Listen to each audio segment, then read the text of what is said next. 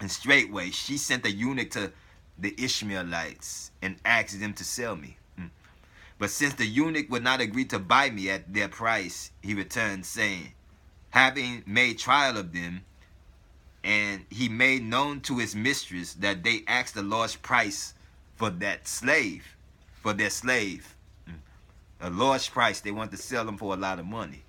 And she sent another eunuch, saying, even though they demand 2 minas, give them. Do not spare the gold, only buy the boy, and bring him to me. The eunuch therefore went and gave them 80 pieces of gold, and he received me.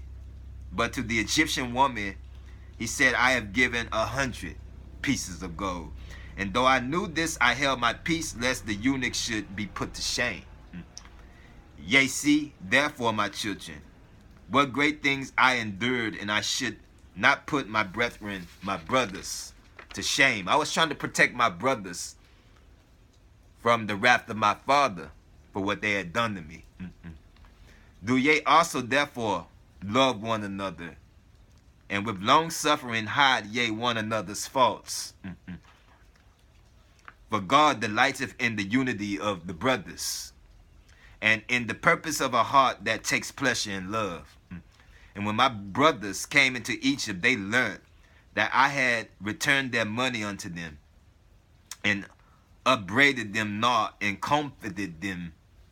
And after the death of Jacob, my father Israel, I loved them more abundantly. And all things whatsoever he commanded, I did very abundantly for them. And I suffered them not to be afflicted in the smallest matter. And all that was in my hand I gave unto them.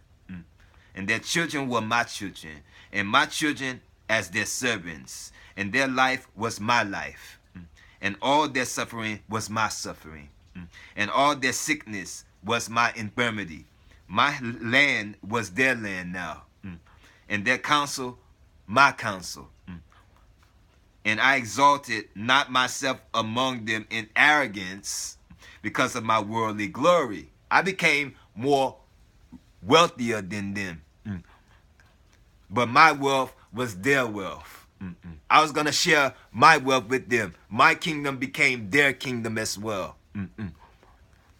But I was among them as one of the least. If ye also, therefore, walk in the commandments of the Lord, my children, he will exalt you there, and will bless you with good things forever and ever. And if anyone seeketh to do evil unto you, do well unto him, and pray for him, and ye shall be redeemed of the Lord from all the evil. For behold, ye see that out of my humility and long suffering, I took unto wife the daughter of the priest of On, or Heliopolis.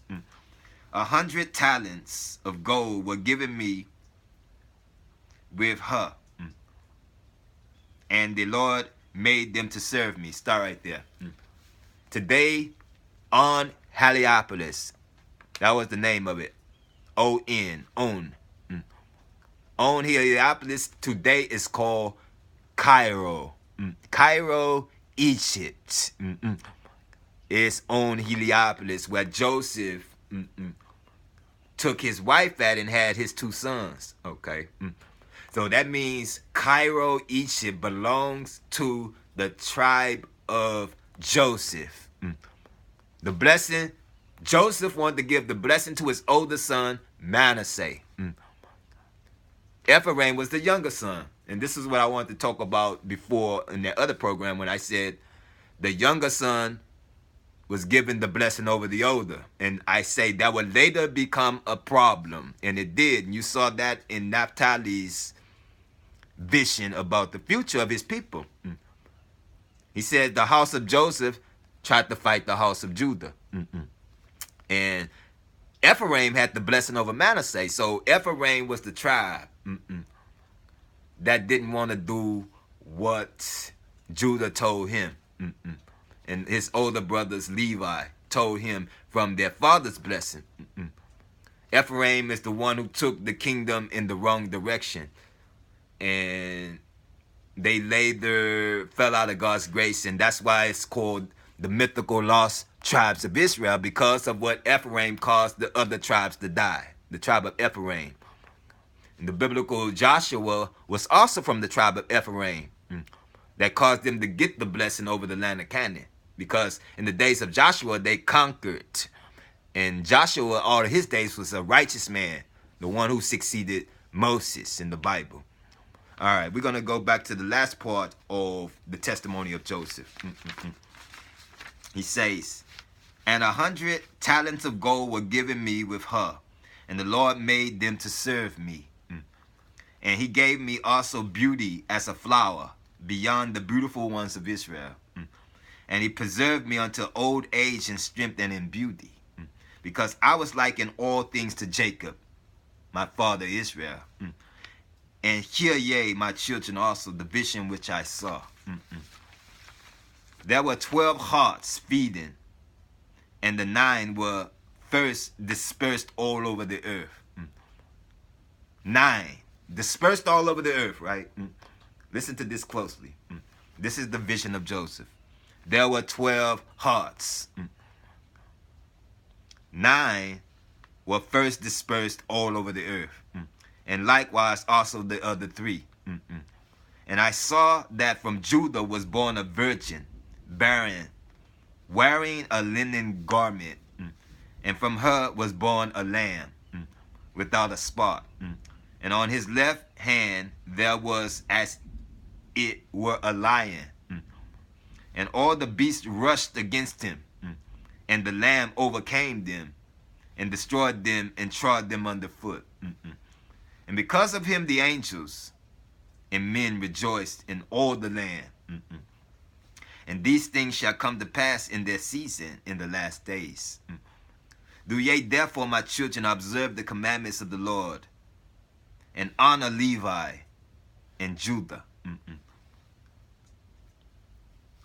For from them shall arise you, the Lamb of God, who taketh away the sin of the world, one who saveth all the Gentiles and Israel. The Gentiles are the European people who believe in God. And Israel, he will save them.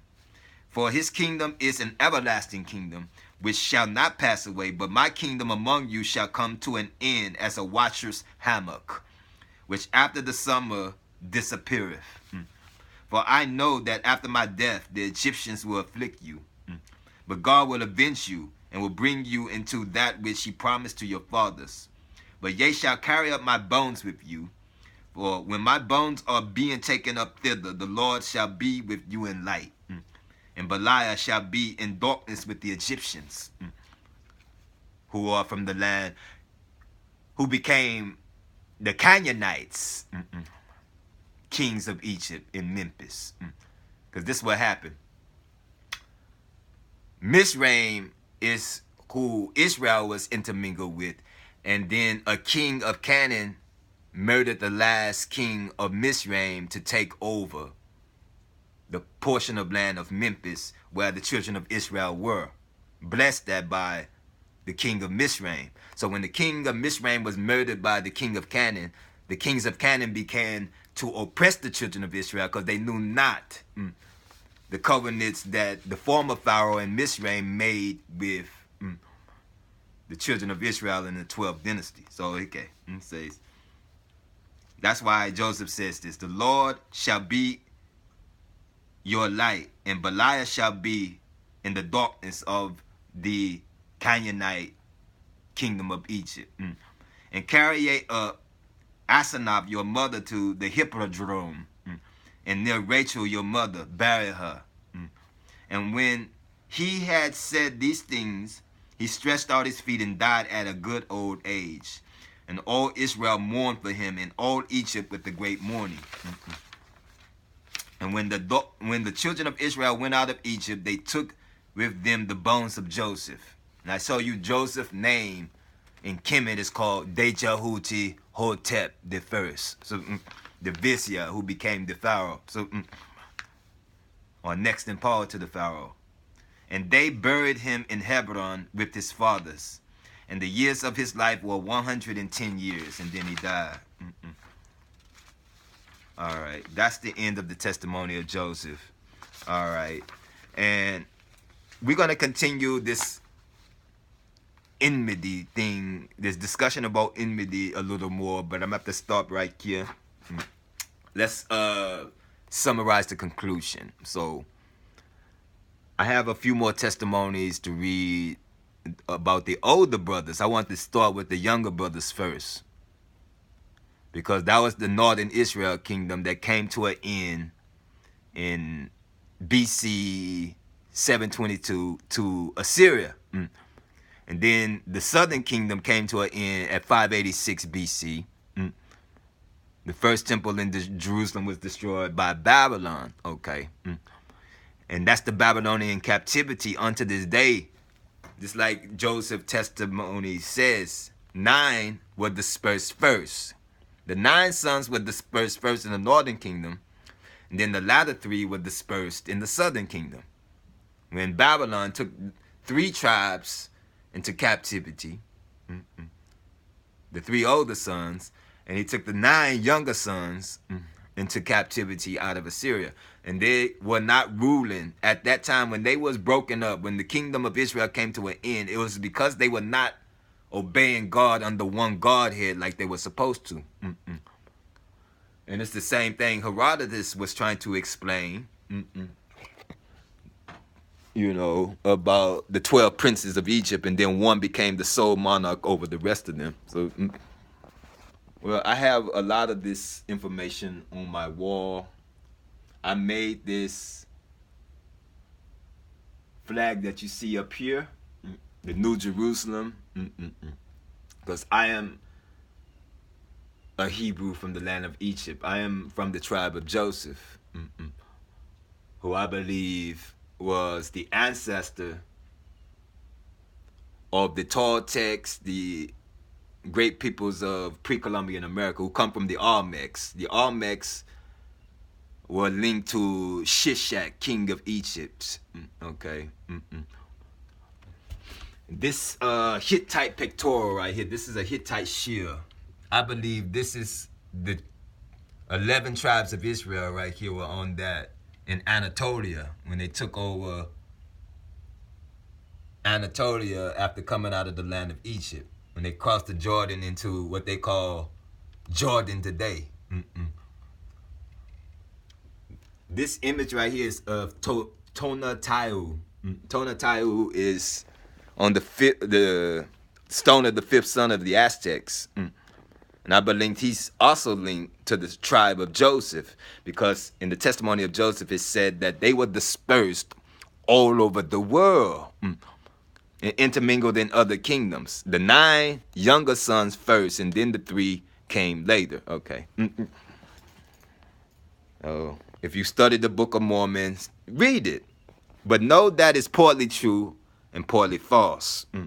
It's Hellenized. It's not in its original state, because the Greeks learned everything that they knew from the Phoenicians. And like I read earlier, the Phoenicians,